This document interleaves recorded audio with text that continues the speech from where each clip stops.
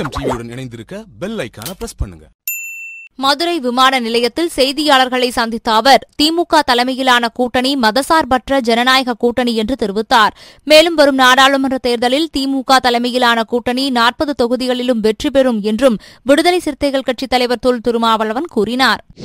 திமுக தலைமையிலான கூட்டணி மதசார்பற்ற ஜனநாயக கூட்டணி. தமிழகத்தில் முதலில் உருவான கூட்டணி திமுக கூட்டணி. முதலில் தொகுதி பங்கீட்டை நடத்தியது திமுக கூட்டணி. 9 கட்சிகளை கொண்ட ஒரு மெகா கூட்டணியாகவும் இது விளங்குகிறது. சுமூகமான முறையில், இணக்கமான முறையில் முதல் கட்ட பேச்சுவார்த்தை நடந்தேறி இருக்கிறது. 2 நாட்களில் தொகுதிகளின் எண்ணிக்கை இறுதி செய்யப்படும். விரைவாக எந்தெந்த தொகுதிகள் என்பதும் உறுதி செய்யப்படும். நடைபெறப்போகிற இந்த நாடாளுமன்ற பொதுத் தேர்தல்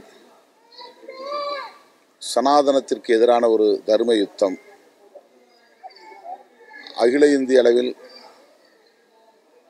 சனாதன சக்திகளை விரட்டியடிக்க வேண்டும் என்கிற வகையில் திமுக தலைமையிலான கூட்டணி தேர்தல் பிரச்சாரத்தை முன்னெடுப்போம். ஆளும் கட்சிகளான பாரதிய ஜனதா மற்றும் அதிமுக ஆகியவற்றுக்கு எதிரான உளவியல் மக்களிடையே வலுப்பெற்றிருக்கிறது. ஆகவே இந்த தேர்தலில் தமிழகத்தை பொறுத்தவரையில் 40க்கு 40 இடங்களிலும் திமுக தலைமையிலான கூட்டணியே வெற்றி பெறும் என்று நான் நம்புகிறேன்.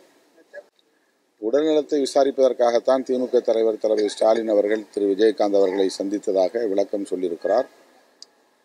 நண்பர் என்கிற முறையில் நானும் அவரை சந்திக்க வாய்ப்பு இருக்கிறது. அவருடைய உடல்நலம் குறித்து விரைவில் விசாரிப்பேன். அவர் தேர்தல் தொடர்பாக என்ன நிலைப்பாட்டை எடுக்கப் போகிறார் என்பது பொறுத்திருந்துதான் பார்க்க வேண்டும். திமுக கூட்டணியில் அவர் இடம்பெறுவது குறித்து திமுக தலைவர் தான் முடிவு செய்வார்.